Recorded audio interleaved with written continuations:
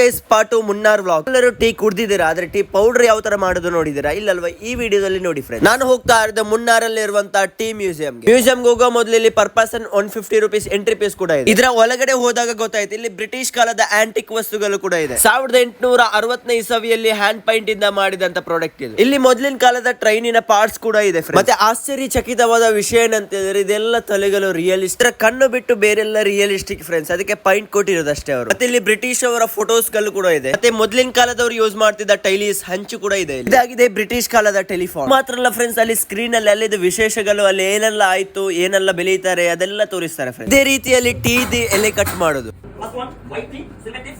Second one, green tea. So white tea, green tea is a medicine value. 1 kilogram Indian honey value 20,000 rupees.